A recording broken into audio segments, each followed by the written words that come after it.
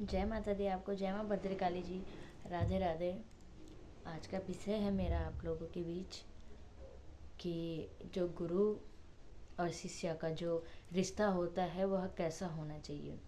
देखिए, गुरु शिष्य का रिश्ता जो होता है वह तो एक, जब माँ बच्चे को जन्म देती है और 5-6 साल तक जो जन्म देने वाली माँ होती है वही बच्चों की सर्वप्रथम गुरु होती है कि नहीं है।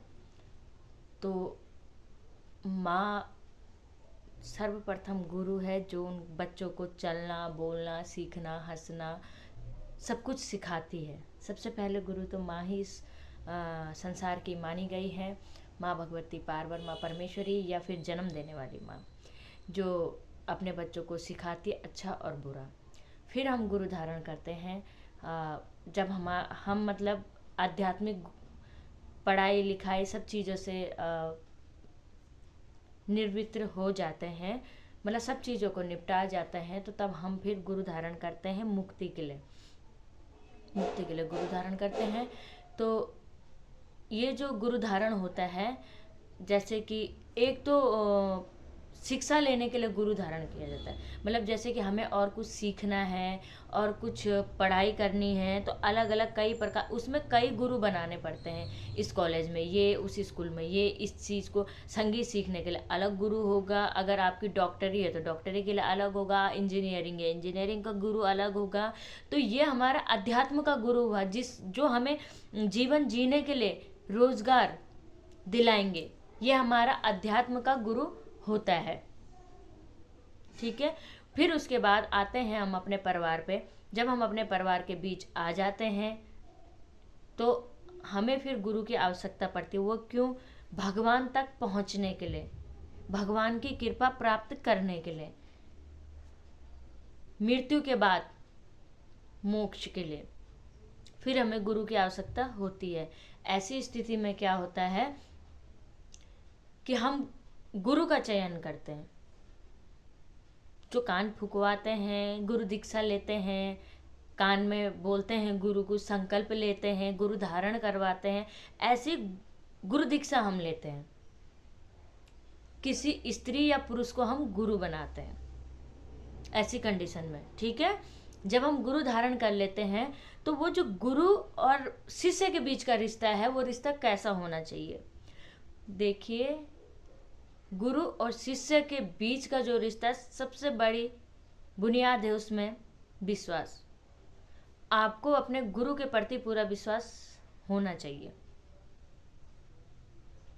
और गुरु के अंदर भी ये क्षमता होनी चाहिए कि जिस भी चीज़ की आपको ज़रूरत है, जिस भी ज्ञान की आपको ज़रूरत है, वह ज्ञान वो आपको प्राप्त करा सके। गुरु के अंदर भी यह क्षमता होनी चाहिए कि वह ज्ञान वो आपको प्राप्त करा सके। छोटी छोटी सी ज़रूरतों को आपको भगवान तक कैसे पहुंचाना है, भगवान आपको कैसे मिलेंगे, सद्मार्ग क्या है, बुरा मार्ग क्या है, वह आपको बता सके। जब भी आपको अपने गुरु की आवश्यकता हो तो वह आपका मार्गदर्शन कर सके। ऐसा नहीं है कि आप अगर उनसे सामने से कोई सवाल करते हैं तो गुरु उस सवाल का जवाब देने से हिचकिचाए। मतलब गुरु को उस सवाल का अर्थ आता ही नहीं है और आपने उसको गुरु धारण कर दिया, उस महिला को या उस पुरुष को गुरु धारण कर दिया। वो गुरु सच्चा गुरु नहीं है।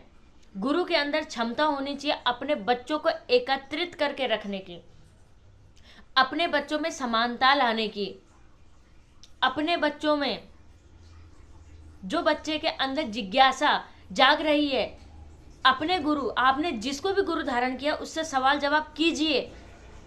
ये ऐसा है इसका क्या होगा, ये वैसा है इसका क्या होगा, ये आपको करना है, करना चाहिए। तभी तो आपको पता लगेगा आपका गुरु कितने पानी में है, आपके गुरु बनने के लायक है या नहीं है।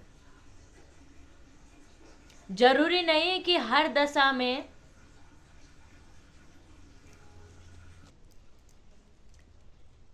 जरूरी नहीं है कि हर दशा में गुरु ही अपने शिष्य की परीक्षा ले सकता। जी नहीं, शिष्य को भी गुरु को जगह जगह पे परखना चाहिए कि ये गुरु हमारे लायक है या नहीं है, जिसको हम गुरु बनाए बैठाए हुए हैं ये हमें भगवान तक पहुंचा सकता है या नहीं, जिसको हमने गुरु धारण किया है या हमारा मार्गदर्शन कर रहा है या नहीं, या हमको भव से पार लगा पाएगा या नहीं। जो गुरु मंत्र आपको दिया जाता है उस गुरु मंत्र की महिमा बहुत ही अनंत है, बहुत ही ज़्यादा अनंत है। उस गुरु मंत्र का प्रयोग कीजिए, उस गुरु मंत्र पर विश्वास कीजिए। गुरु के प्रति समर्पित होना एक शिष्य का धर्म है, मगर साथ ही साथ गुरु का भी धर्म है कि अपने बच्चों को वह संजय के रखे। ऐसा नहीं है कि इस बच्चे ने मुझे ये चीज दी है, मान के चलिए कि एक ने सोना चांदी चढ़ा दिया और दूसरे बच्चे के पास चढ़ाने के लिए सिर्फ फूल है, तो ये नहीं है कि गुरु सोना चांदी वाले की तरफ ज्यादा ध्यान दे। नहीं जी, गुरु का दायित्व तो बनता है कि चाहे फूल हो, चाहे पत्थर हो, चाहे सोना हो, चाहे चांदी हो, सभी बच्चों को एक साथ संजो के रखे। गुरु लोभी नहीं होना चाहिए कि मुझे ये भी दे दो, मुझे ये भी चाहिए, मुझे वो भी चाहिए। गुरु को कुछ नहीं चाहिए। गुरु ऐसा हो जो बोले कि जो दान तुमसे बन पड़ता है वह दीजिए गुरु दक्षिणा में। गुरु ऐसा नहीं हो कि ये ले आना वो ले आना। जो गुरु दीक्षा में मांग करेगा वह गुरु का भी अच्छा हो ही नहीं सकता। आप अपनी समझ से, अपनी सुविधा से गुरु को कुछ भी दान दे सकते हैं, कुछ भी उनके लिए कर सकते हैं। वो आपकी सोच है, समझ है, आपकी इच्छा है। आपका गुरु इतने लायक होगा तभी आप कर रहे हैं, मगर इसका मतलब ये नहीं है कि गुरु आगे से आपसे डिमांड रखे। वो तो लोभ हो गया एक प्रकार का। वह गुरु आपका मार्गदर्शन नहीं कर रहा है, वह सिर्फ आपसे पैसा कमाना चाहता है, आप लोगों से सिंपैथी पाना चाहता है, 4 लोगों के बीच में खड़ा होना चाहता है, मगर उसके गुरु होने के लक्षण नहीं है। जो गुरु होगा वह अपने बच्चों को कभी भी कोई चीज की डिमांड नहीं रखेगा, कभी भी किसी चीज की मांग नहीं रखेगा। हाँ, कुछ नियम होते हैं, कुछ कानून होते हैं गुरु और बच्चों के बीच में, वो चीजें अलग हैं। उस चीजों के अपने अपने गुरुत्व के अपने अपने नियम होते हैं, इन चीजों के हम खिलाफ नहीं है। और बच्चों को अपने गुरु के प्रति संपूर्ण तरीके से समर्पित होना पड़ता है। पूरा विश्वास अपने गुरु पे करना है।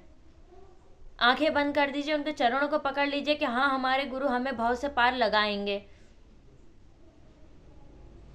आशा करती हूँ कि आप आज के इस संदेश से बहुत कुछ सीखे होंगे। जो नहीं सीखेगा वह इस वीडियो को बार बार देखिएगा, ताकि आप लोगों के समझ में आए कि गुरु और शिष्य का रिश्ता क्या होता है।